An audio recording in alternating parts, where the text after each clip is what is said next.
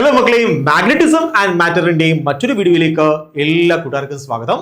So നമ്മൾ ഒരു വസ്തുവിനെ ഒരു ബോഡിയെ നമ്മൾ കാന്തമാക്കി മാറ്റിക്കൊണ്ടിരുന്നതാണ് അല്ലേ. കഴിഞ്ഞ വീഡിയോയിലാണെങ്കിൽ നമ്മളാണെങ്കിൽ ഒരു ബോഡിയെ ആണെങ്കിൽ കാന്തമാക്കാൻ ഉപയോഗിച്ച ഫീൽഡിനെ പറ്റി പഠിച്ചു, അതിന്റെ കഴിവിനെ പറ്റി പഠിച്ചു. അതാണ് മാഗ്നറ്റൈസിങ് ഫീൽഡ് എന്ന് പറയുന്നത്. സോ നമ്മൾ മാഗ്നറ്റൈസിങ് ഫീൽഡ് എച്ച് വളരെ ഭംഗിയായിട്ട് പഠിച്ചു. നമ്മൾ അടുത്ത ടേം ഡിസ്കസ് ചെയ്യാൻ പോവുകയാണ്. അതാണ് ഇന്റൻസിറ്റി ഓഫ് മാഗ്നറ്റൈസേഷൻ. നിങ്ങളുടെ NCERT ടെക്സ്റ്റിൽ എം എന്ന അക്ഷരം കൊണ്ടാണ് സൂചിപ്പിക്കുന്നത്. പക്ഷേ എം ആണെങ്കിൽ നമുക്ക് മാഗ്നറ്റിക് ഡൈപോൾ മൊമെന്റിന് നമ്മൾ എം എന്നാണ് സൂചിപ്പിച്ചത്. സോ കൺഫ്യൂഷൻ ഉണ്ടാവാനുള്ള സാധ്യത ഉണ്ടായതുകൊണ്ട് ഞാൻ ഇവിടെ ഇന്റൻസിറ്റി ഓഫ് മാഗ്നറ്റൈസേഷനെ I എന്ന അക്ഷരം കൊണ്ടാണ് സൂചിപ്പിക്കാൻ ഉദ്ദേശിക്കുന്നത്. എന്തുകൊണ്ടാണ്? കൺഫ്യൂഷൻ ഒഴിവാക്കാനാണ്. നമുക്കറിയാം മാഗ്നറ്റിക് ഡൈപോൾ മൊമെന്റിനെ നമ്മൾ എം സൂചിപ്പിച്ചു, ഇവിടെ എം സൂചിപ്പിച്ചാൽ നമുക്ക് കൺഫ്യൂഷൻ ഉണ്ടാവാൻ സാധ്യതയുണ്ട്. അത്തരം കൺഫ്യൂഷൻസ് അവോയ്ഡ് ചെയ്യാനായിട്ട് ഞാൻ ഇവിടെ നിങ്ങൾക്ക് പറഞ്ഞിരുന്നു ഇന്റൻസിറ്റി ഓഫ് മാഗ്നറ്റൈസേഷൻ I എന്ന അക്ഷരം കൊണ്ട് സൂചിപ്പിക്കാൻ പോവുകയാണ്. സോ കൺഫ്യൂഷൻ ഒന്നും വേണ്ട, ഇന്റൻസിറ്റി ഓഫ് മാഗ്നറ്റൈസേഷൻ ആണ് ഇവിടെ പഠിക്കാൻ പോണത് I. നമുക്ക് നോക്കാം എന്താണ് ഇന്റൻസിറ്റി ഓഫ് മാഗ്നറ്റൈസേഷൻ. അതിന് മുന്നോടിയായിട്ടാണെങ്കിൽ ഞാൻ ഇവിടെ ആണെങ്കിൽ ഒരു സോഫ്റ്റ് അയൺ എടുത്തു, വെറുതെ ഒരു സോഫ്റ്റ് അയൺ എടുത്തു, ചുമ്മാ ഒരു സോഫ്റ്റ് അയൺ. സോഫ്റ്റ് അയണിന് കാന്തിക ശക്തി വല്ലതും ഉണ്ടോ? ഇല്ല. നിങ്ങൾ ചോദിക്കും എന്താ സാർ ഇല്ലാത്തത്? ഞാൻ പറയും മക്കളെ, സോഫ്റ്റ് അയൺ ആണെങ്കിലും ഏത് മെറ്റീരിയൽ ആണെങ്കിലും അതിനകത്ത് എന്തുണ്ട്? ധാരാളം ഇലക്ട്രോൺസ് ഉണ്ട്. ആ ഇലക്ട്രോൺസ് ആണെങ്കിൽ ന്യൂക്ലിയസ് ചുറ്റും കിടന്ന് കറങ്ങിക്കൊണ്ടേ ഇരിക്കുകയാണ്. So these are the moving charges, it can produce magnetism. So ഇതെന്താണ്? ഇലക്ട്രോൺ ന്യൂക്ലിയസ് ആണ്, ന്യൂക്ലിയസ് ചുറ്റും ഇലക്ട്രോൺ ഇങ്ങനെ കറങ്ങിക്കൊണ്ടേയിരിക്കുകയാണ്, മൂവ് ചെയ്യുന്ന ചാർജാണ്. ഇവയ്ക്കെല്ലാം കാന്തിക ശക്തി ഉണ്ടാക്കാനുള്ള കഴിവുണ്ട്. സോ ഓരോ ഇലക്ട്രോണിന്റെയും അല്ലെങ്കിൽ ഓരോ ആറ്റങ്ങളുടെയും കാന്തിക ശക്തി ഞാൻ വരയ്ക്കാൻ പോവാണ്. കണ്ടോ, ഇതാണ് മാഗ്നറ്റിക് ഡൈപോൾ മൊമെന്റ്. എന്താണിത്? Magnetic dipole moment. ഇത് വെക്ടർ ക്വാണ്ടിറ്റി ആണെന്നറിയാം. Magnetic dipole moment M which is equal to I into A. നിങ്ങൾ പഠിച്ചതാണ്, ഓർമ്മയുണ്ട് equation? I into A. Magnetic dipole moment ഒരു സർക്കുലാർ കോയിലൂടെ ആണെങ്കിൽ കറണ്ട് കടന്നു പോകുന്നതിന്റെ ഫലമായിട്ട് I എന്ന കറണ്ട് കടന്നു പോകുന്നതിന്റെ ഫലമായിട്ട് അതിനകത്താണെങ്കിൽ മാഗ്നറ്റിക് ഡൈപോൾ മൊമെന്റ് ഉണ്ടാവും, കാന്തിക ശക്തി ഉണ്ടാവും. ആ കാന്തിക ശക്തിയുടെ വാല്യൂ എത്രയാണ്? I ഇൻറ്റു എന്നൊക്കെ നമ്മൾ പഠിച്ചതാണ്, ഓർക്കുന്നുണ്ടോ?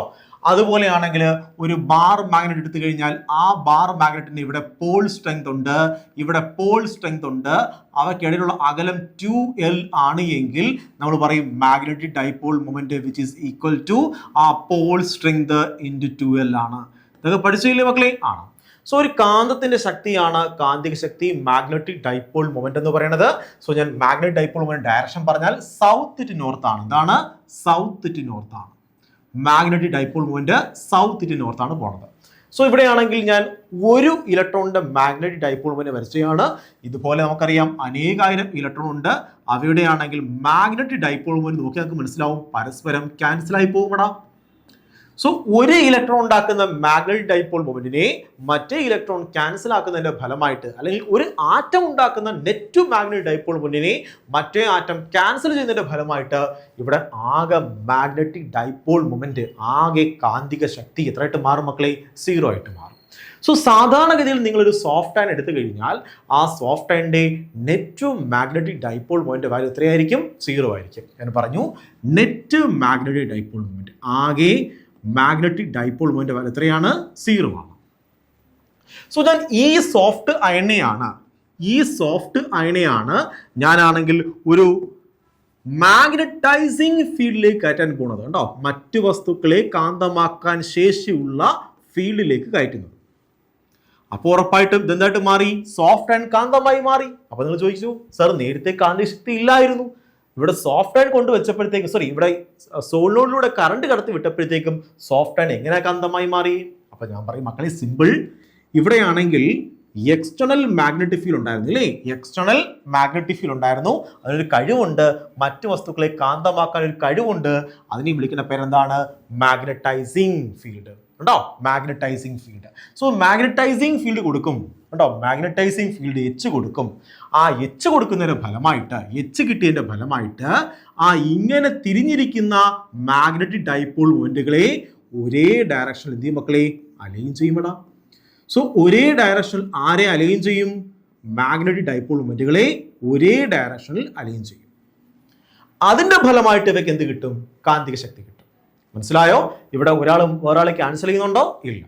സോ എക്സ്റ്റേണൽ മാഗ്നറ്റൈസിങ് ഫീൽഡിന്റെ കഴിവ് കൊണ്ട് ഇവൻ എന്ത് ചെയ്യും? ഇവനാണെങ്കിൽ തിരിഞ്ഞ് മാറാനായിട്ടാണ്, ഇവിടുന്ന് ഓറിയന്റേഷൻ ചേഞ്ച് ചെയ്യാനായിട്ട് ഫോഴ്സ് ചെയ്യപ്പെടും. അതിന്റെ ഫലമായിട്ട് എന്ത് ചെയ്യും? ഇതിന്റെ ഓറിയന്റേഷൻ മാറുകയും ഇതിനാണെങ്കിൽ ഒരു ഡൈപോൾ മൊമെന്റ്, കാന്തിക ശക്തി കിട്ടുകയും ചെയ്യും. ഇവയ്ക്ക് എന്തുണ്ട്? നെറ്റ് ഡൈപോൾ മൊമെന്റ് ഉണ്ട്. സോ ഇത് കാന്തമായി മാറി. ഇവിടെ കാന്തമായിരുന്നോ? അല്ല. ഇപ്പൊ എന്തായിട്ട് മാറിയത്? കാന്തമായിട്ട് മാറി. ആരുടെ കഴിവ് കൊണ്ട്? എക്സ്റ്റേണൽ മാഗ്നറ്റൈസിങ് ഫീൽഡിന്റെ കഴിവ് കൊണ്ട്, എച്ചിന്റെ കഴിവ് കൊണ്ട് ഇവിടെ എന്തുണ്ടായി മക്കളെ?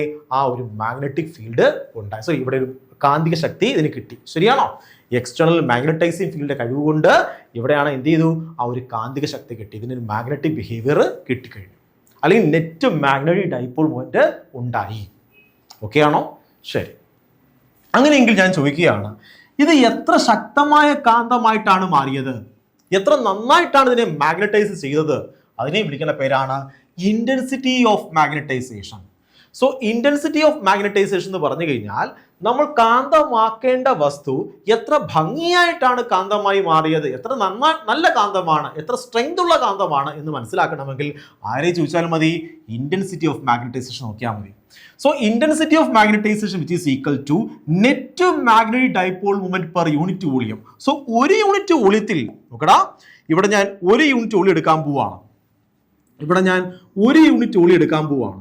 സോ ഇത് ഒരു യൂണിറ്റ് വോളിയമാണ്. ഈ ഒരു യൂണിറ്റ് വോളിയത്തിൽ എത്ര നെറ്റ് മാഗ്നറ്റിക് ഡൈപോൾ മൊമെന്റ് ഉണ്ട്? നോക്ക്, ഒരു യൂണിറ്റ് വോളിയത്തിൽ ധാരാളം മാഗ്നറ്റിക് ഡൈപോൾ മൊമെന്റ് ഉണ്ടെങ്കിൽ എന്താണ്? ഇത് ശക്തിയേറിയ കാന്തമായിട്ട് മാറി. ശരിയാണോ? ഒരു യൂണിറ്റ് വോളിയത്തിൽ ധാരാളം മാഗ്നറ്റിക് ഡൈപോൾ മൊമെന്റ് ഉണ്ടെങ്കിൽ ശക്തിയേറിയ കാന്തമായിട്ട് മാറി. അല്ല, ഒരു യൂണിറ്റ് വോളിയത്തിലാണെങ്കിൽ വളരെ കുറച്ച് മാഗ്നറ്റിക് ഡൈപോൾ മൊമെന്റ് ഉള്ളെങ്കിൽ അതിന്റെ മീനിങ് എന്താ മക്കളെ? അതൊരു കുഞ്ഞിക്കാന്തമായിട്ട് മാറി. സോ എത്ര ഭംഗിയായിട്ട്, എത്ര മനോഹരമായിട്ട്, എത്ര ശക്തമായ കാന്തമായിട്ടാണ് ഇത് മാറിയെന്ന് മനസ്സിലാക്കണമെങ്കിൽ ആരെ നോക്കിയാൽ മതി? ആ ഇന്റൻസിറ്റി ഓഫ് മാഗ്നറ്റൈസേഷൻ നോക്കിയാൽ മതി. മനസ്സിലായോ? സോ കാന്തമാക്കേണ്ട വസ്തുവിനെ നമ്മൾ മാഗ്നറ്റൈസിങ് ഫീൽഡിലേക്ക് കടത്തിവിടുന്നതിന്റെ ഫലമായിട്ട് കാന്തമായി മാറി. ഇനി നമ്മൾ ചോദിക്കുകയാണ്, വസ്തുവിനോട് ചോദിക്കുകയാണ്, നീ എത്ര മനോഹരമായിട്ടാണ് കാന്തമായി മാറിയത്, എത്ര ശക്തിയുള്ള കാന്തമായിട്ടാണ് മാറിയത്? അത് മനസ്സിലാവണം. എന്ത് ചെയ്യണം? ഇതിന്റെ ഐന്റെ വാല്യൂ അല്ലെങ്കിൽ ഇന്റൻസിറ്റി ഓഫ് മാഗ്നറ്റൈസേഷൻ നമ്മൾ നോക്കിയാൽ മതിയാകും. ഓക്കെയാണ് മക്കളെ? സോ ഇന്റൻസിറ്റി ഓഫ് മാഗ്നറ്റൈസേഷൻ എന്താണെന്ന് ചോദിച്ചാൽ നിങ്ങൾ പറയണം, so magnetic intensity of magnetization which is equal to net magnetic dipole moment divided by volume total volume. ഒരു യൂണിറ്റ് വോളിയത്തിൽ എന്തുമാത്രമാണ് മാഗ്നറ്റൈസേഷൻ ഉണ്ടായത് അല്ലെങ്കിൽ നെറ്റ് മാഗ്നറ്റിക് ഡൈപോൾ മൊമെന്റ് ഉണ്ടായത്, അതിനെ വിളിക്കുന്ന പേരാണ് ഇന്റൻസിറ്റി ഓഫ് മാഗ്നറ്റൈസേഷൻ. ഓക്കെ, ഈ കാര്യം മനസ്സിലായോ? ശരി. നമ്മൾ നേരത്തെ പഠിച്ചത് എന്താണ്? നമ്മൾ നേരത്തെ എച്ച് പഠിച്ചു. എച്ച് കൊണ്ടാണ് ആരുണ്ടാവുന്നത്? ഐ ഉണ്ടാവുന്നത്. മനസ്സിലായോ? എച്ച് കൊണ്ടാണ് ആരുണ്ടാവുന്നത്? ഐ ഉണ്ടാവുന്നത്. ഒരേ കണക്കുള്ള കാര്യം തന്നെയാണ്. എച്ചും ഐയും ഒരേ കണക്കുള്ള, ഒരേ രീതിയിലുള്ള, ഒരേ ബിഹേവിയറുള്ള ആൾക്കാർ തന്നെയാണ്. പക്ഷേ മനസ്സിലാക്കേണ്ട കാര്യം, എച്ച് എന്ന് പറഞ്ഞാൽ സോളിനോഡിൻ്റെയാണ്, ഐ എന്ന് പറഞ്ഞാൽ ആരുടെയാണ്? സോഫ്റ്റ് അയണിൻ്റെയാണ്. സോ ഐ എന്ന് പറയുന്നത് സോഫ്റ്റ് അയണിൻ്റെ കഴിവാണ്. എത്ര ഭംഗിയായിട്ടാണ് അത് കാന്തമായത്. എച്ച് എന്ന് പറയുന്നത് ആരാണ്? നമ്മളുടെ സോളിനോഡിൻ്റെയാണ്. സോ ആര് മൂലമാണ് ആരുണ്ടായത്? എച്ച് മൂലമാണ് ഐ ഉണ്ടായത്. സോ എച്ചും ഐയും ഒരേ കണക്ക്, ഒരേ ഡയമെൻഷനുള്ള, ഒരേ രീതിയിലുള്ള ടേംസ് ആണ്. സോ ഐൻ്റെ ഡയമെൻഷൻ പറഞ്ഞു തന്നെ, ഐൻ്റെ ഡയമെൻഷൻ പറഞ്ഞു കഴിഞ്ഞാലും നോക്ക്, ഐൻ്റെ ഡയമെൻഷൻ നോക്കി. മാഗ്നറ്റിക് ഡൈപോൾ മൊമെന്റ് നമുക്ക് ഈ ക്വസ്റ്റ്യൻ ഉപയോഗിക്കാം. മാഗ്നറ്റിക് ഡൈപോൾ മൊമെന്റ് എത്രയാണ് മക്കളെ? ഇവിടെയാണ് കറണ്ട് ആണ്, ഇത് ആംപിയർ ആണ്, ഇത് ഏരിയ ആണ്, മീറ്റർ സ്ക്വയർ ആണ്. സോ ആംപിയർ മീറ്റർ സ്ക്വയർ ആണ് മാഗ്നറ്റിക് ഡൈപോൾ മൊമെന്റിന്റെ യൂണിറ്റ്. ഡിവൈഡ് ബൈ വോളിയം എന്ന് പറഞ്ഞാൽ എന്താണ്? മീറ്റർ ക്യൂബ് ആണ്. സോ ഇവിടെ metre cube metre squaring cancel ആയി പോയി, ഇവിടെ മീറ്റർ കിട്ടത്തില്ലേ മക്കളെ? സോ ഐയുടെ യൂണിറ്റ് പറഞ്ഞു തന്നേ. നിങ്ങൾ പറയും സർ, ഐയുടെ യൂണിറ്റ് ആംപിയർ പെർ മീറ്റർ ആണ്.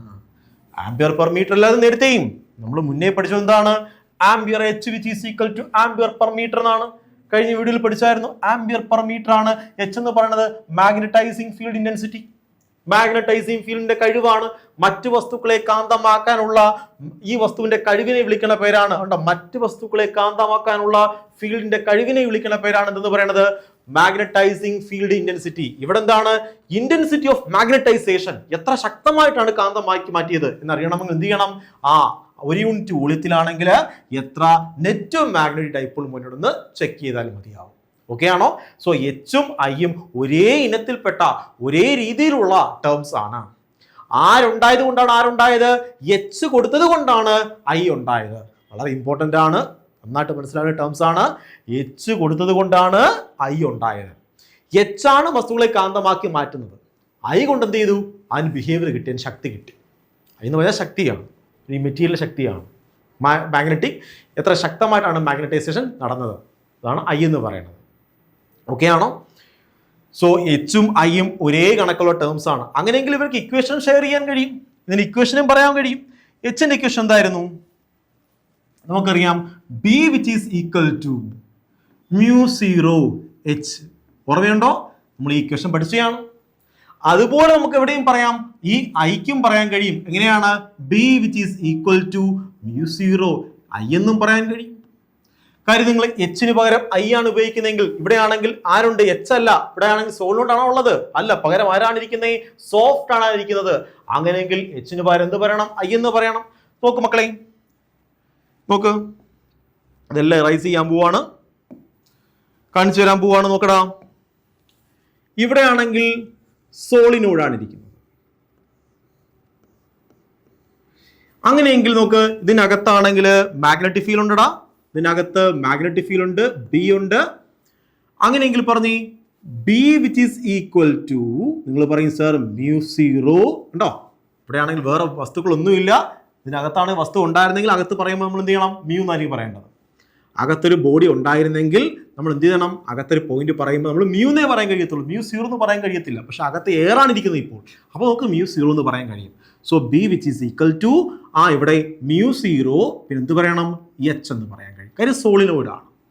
ഇനിയാണെങ്കിൽ സോളിനോട് പകരമാണെങ്കിൽ ഞാൻ എടുത്തിരിക്കുന്ന ആരെയാണ്? സോഫ്റ്റ് അയൺ ആണ്. എന്താണ്? സോഫ്റ്റ് അയൺ ആണ്. അങ്ങനെയെങ്കിൽ ഉറപ്പായും അകത്തൊന്നുണ്ടാവും, ഇതിനകത്ത് ഉറപ്പായും നമുക്ക് ഇന്റൻസിറ്റി ഉണ്ടാവും. സോ ഇതിൻ്റെ അകത്ത് ബി ഉണ്ട്. So B which is equal to, ഇവിടെ എന്താണ്? ഇവിടെ മെറ്റീരിയൽ ആണ്. μ0ക്ക് പകരം നമുക്ക് മ്യൂ എന്ന് പറഞ്ഞാലും മതി. പുറത്താണ് എടുക്കുന്നത് μ0 എന്ന് പറയാം, അകത്താണെങ്കിൽ മ്യൂ എന്ന് പറയണം. മ്യൂ എന്താണ്? ഐ എന്ന് പറയണം. എച്ചിന് പകരം പറയണം ഐ എന്ന് പറയണം. സോ പുറത്തൊരു പോയിന്റ് എടുക്കുന്നെങ്കിലോ നിങ്ങൾ പറയുന്നത് സാർ അത് B which is equal to μ0 I എന്ന് പറയണം. അകത്താണെങ്കിൽ എന്തായിരിക്കും? B which is equal to mu I ആണ്, പുറത്താണെങ്കിൽ എന്താണ്? μ0 ഐ ആണ്. ഇനി ഇത് കമ്പൈൻ ചെയ്ത് നോക്കാൻ പറ്റും, ഇത് കമ്പൈൻ ചെയ്യാൻ കഴിയും. സോ ഇത് സോളിനോയിഡ് ആണ്, കറണ്ട് കടത്തി വിട്ടു. ഇവിടെ ആരുണ്ട്? സോഫ്റ്റ് അയൺ ഉണ്ട്. സോ ഇവിടെയാണെങ്കിൽ അകത്ത് പോയിന്റ് പറയുമ്പോൾ നമുക്കറിയാം അകത്ത് രണ്ടാൾക്കാരുണ്ട്. ആരൊക്കെയാണ്? അകത്ത് B which is equal to, ഇങ്ങനെയും പറയാം, B which is equal to mu H എന്നും പറയാൻ കഴിയും. μ0 എന്ന് പറയാൻ കഴിയത്തില്ല, നമ്മുടെ മെറ്റീരിയൽ ആയിരിക്കുന്നത്. മ്യൂ എച്ച് എന്ന് പറയാൻ കഴിയും, മെറ്റീരിയൽ ഉണ്ടായതുകൊണ്ട് മ്യൂന്നേ പറയാൻ കഴിയത്തുള്ളൂ. അതുപോലെ B which is equal to എന്നും പറയാൻ കഴിയും, മ്യൂ ഐ എന്നും പറയാൻ കഴിയും. സോ ചേർത്ത് പറയാൻ കഴിയും. രണ്ട് മാഗ്നറ്റിക് ഫീൽഡ് ഉണ്ട് അല്ലേ? ഒന്ന് പറഞ്ഞാൽ ഇതെന്ന് പറയുന്നത് സോഫ്റ്റ് അയൺ എന്ന് പറയുന്ന ഒരു കാന്തം ഉണ്ടാക്കുന്ന മാഗ്നറ്റിക് ഫീൽഡ് ഉണ്ട്, അല്ലെങ്കിൽ സോളിനോയിഡ് എന്ന് പറയുന്ന ഒരു കാന്തം ഉണ്ടാക്കുന്ന മാഗ്നറ്റിക് ഫീൽഡ് ഉണ്ട്. സോ രണ്ട് മാഗ്നറ്റിക് ഫീൽഡ് ഉണ്ട്. അങ്ങനെയെങ്കിൽ ആകെ ബി എന്ന് പറയുന്നത് എന്തായിരിക്കും? മ്യൂ എച്ച് പ്ലസ് മ്യൂ എന്താണ്? ഐ ആണ്. മനസ്സിലായോ? സോ ആകെ മാഗ്നറ്റിക് ഫീൽഡ് ഇവിടെ ഇത്രയായിരിക്കും, mu H plus mu I ആണ്. ഓക്കെ ആണോ? സിമ്പിൾ അല്ലേ മക്കളെ? സോ സിമ്പിൾ കോൺസെപ്റ്റ് ആണ്. സോ പുറത്താണ് പറയുന്നതെങ്കിലോ ഇതേ കാര്യം പുറത്ത് പറഞ്ഞെങ്കിലോ B which is equal to, പുറത്താണ് പറയുന്നതെങ്കിൽ നമ്മൾ 0 എന്ന് പറയേണ്ടി വരും. μ0 എച്ച് പുറത്തെ പോയിന്റാണ് പറയുന്നതെങ്കിൽ പ്ലസ് μ0 ഐ എന്ന് പറയേണ്ടി വരും. പുറത്തെ പോയിന്റ് ആണെങ്കിൽ, അകത്തെ പോയിന്റ് ആണെങ്കിൽ ഇത് പറയേണ്ടി വരും, പുറത്തെ പോയിന്റ് ആണെങ്കിൽ ഇത് പറയേണ്ടി വരും. സിമ്പിൾ ആണോ? സോ ഐയും എച്ചും ഒരേ കണക്കുള്ള ടേംസ് ആണെന്ന് മനസ്സിലാക്കുക. ഐ എന്ന് പറഞ്ഞാൽ ആരുടെയാണ്? സോഫ്റ്റ് അയണിന്റെ ആണ്. എച്ച് എന്ന് പറഞ്ഞാൽ ആരുടെയാണ്? സോളിനോയിഡിന്റെ ആണ്. എച്ച് കൊടുക്കുന്നത് കൊണ്ടാണ് ആരുണ്ടായത്? ഐ ഉണ്ടായത്. മനസ്സിലാവുന്നുണ്ടോ? കോൺസെപ്റ്റ് ക്ലിയർ ആയോ? ശരി, അപ്പോൾ നമുക്ക് മനസ്സിലായി എന്താണ് ഇന്റൻസിറ്റി ഓഫ് മാഗ്നറ്റൈസേഷൻ എന്ന് മനസ്സിലായി. ഓക്കെ ആണല്ലോ മക്കളെ? ശരി, അങ്ങനെയെങ്കിൽ നമ്മൾ ഈ ഒരു വീഡിയോ ഇവിടെ കൊണ്ട് അവസാനിപ്പിക്കുകയാണ്. അടുത്ത ടോപ്പിക്കുമായി നമുക്ക് അടുത്ത വീഡിയോയിൽ കാണാം. Have a nice study. By.